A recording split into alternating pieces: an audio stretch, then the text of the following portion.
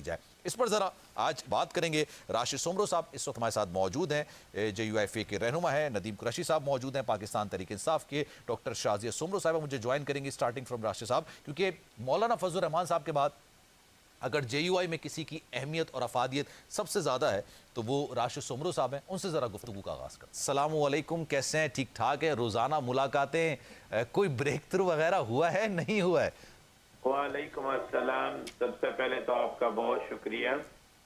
اور مولانا فضل الرحمان صاحب ایک ہی ہیں اور باقی ہم سب ان کے سپاہی اور ورکر ہیں, اور ہمیں اس پر بہت فخر ہے. آپ کا بہت شکریہ, آپ نے میرے بارے میں نئے خواہشات کا اظہار کیا. Thank you sir, thank you so مچ.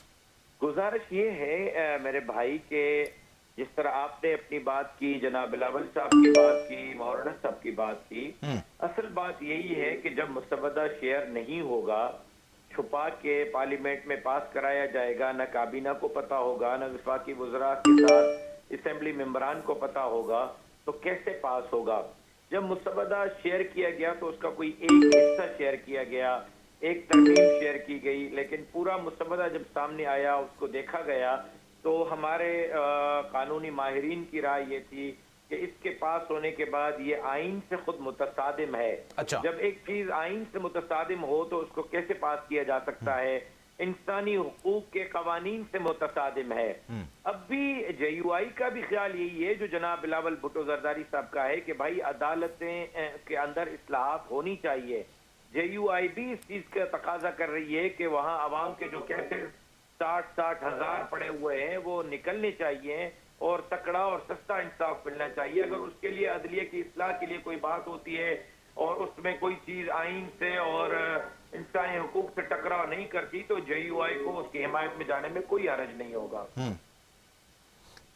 تو سر پھر پوائنٹ یہ کہ آپ نے دیکھا تو ہے نا مسودہ, کیونکہ کل میں گفتگو سن رہا تھا مولانا صاحب کی, انہوں نے کہا یہ خیانت ہو جائے گی. مطلب اگر اتنی کوئی شفافیت والی بات ہے, جیسے حکومت کہہ رہی ہے کہ جناب ایک آئینی عدالتیں بنا لیتے ہیں, اس میں کیا مسئلہ ہے؟ 65 کے بجائے 68 کر دیتے ہیں مدت ملازمت, اس میں کیا مسئلہ ہے؟ 17 کے بجائے 23 کر دیتے ہیں, اس میں کیا مسئلہ ہے؟ تو سر اتنا چھپانا, اتنا پوشیدہ رکھنا, اتنا جو نا ایک بڑا راز و نیاز کے ساتھ اس کو اسمبلی سے پاس کرانا, اس کی کیا وجوہات ہیں؟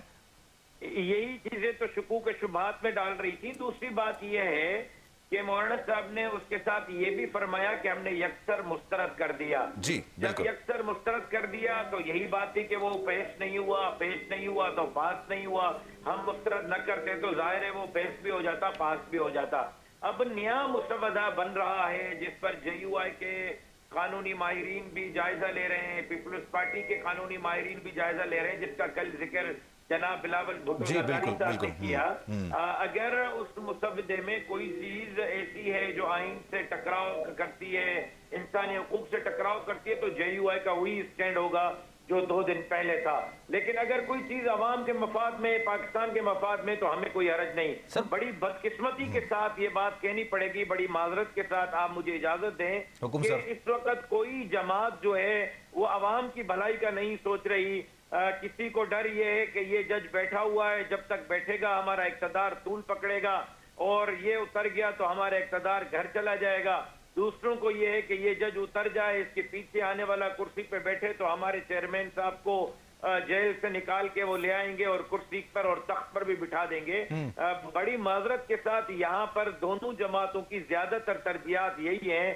اس وقت اکیلی جماعت JUI ہے جو اس چیز کا نہیں سوچ رہی کہ کون کرسی پہ بیٹھے گا, کون کرسی سے اترے گا, کون جیل جائے گا, کون جیل سے نکلے گا. ہم یہ سوچ رہے ہیں کہ بھائی جو 60 ہزار اور 40 ہزار کیس آپ کی عدالتوں میں پڑے ہیں, 30 سال سے لوگ دھکے کھا رہے ہیں, عوام کا سوچو اور عوام کے بھلائی کے لیے کوئی اقدام. تو سومرو صاحب میرا پھر میں آگے بھی بڑھوں گا ندیم صاحب کی طرف, لیکن میرا آپ سے سوال یہ ہے کہ اگر یہ مسودہ JUI نے, جیسے کہ مولانا صاحب نے کہا ہے کہ ہم نے اس کو مسترد کر دیا ہے, یہ خیانت ہے, اور پھر ایک نیا مسودہ تیار ہو رہا ہے. دلچسپ بات یہ کہ نون لیگ بھی کہہ رہی ہے کہ ایک مسودہ نون لیگ کا ہوگا, ایک پیپلز پارٹی کا ہوگا اور ایک JUI کا, اور تینوں پر ایک ساتھ ہی بحث کی جائے گی اور اس کے بعد دیکھا جائے گا کیا فائنلائز ہوتا ہے. لیکن سر اگر یہ آئینی عدالتوں والا معاملہ اگر اس کو پس پش ڈال دیا جائے, سائیڈ میں کر دیا جائے, تو یہ 26ویں آئینی ترمیم کی ضرورت ہے کیوں موجودہ حالات میں؟ سر میرے بھائی, اسمبلی کا کام کیا ہے, ممبر پارلیمنٹ کا کام کیا ہے؟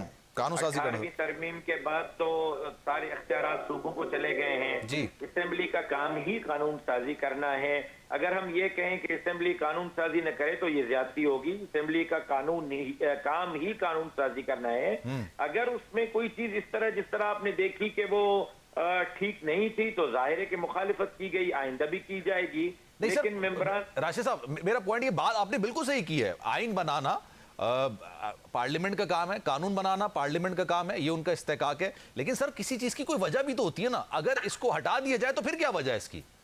ये वजह तो आप हुकूमत से पूछे और पीटीआई से पूछे। सर आपने पूछा, आपको जवाब मिला। सर आपको जवाब नहीं मिल रहा, मीडिया को तो मुसव्विदा नहीं मिल रहा अभी तक। सर इजाजत है, मैं जरा नदीम भाई को भी जरा शामिल गुफ्तगू करता हूँ। जी जी जी। एक को इक़्तिदार पे आना है और दूसरे को जेल से निकाल के इक़्तिदार की कुर्सी पे जो है वो बिठाना है। अच्छा, चले मैं नदीम साहब से भी जरा पूछता हूँ। नदीम साहब, सलाम।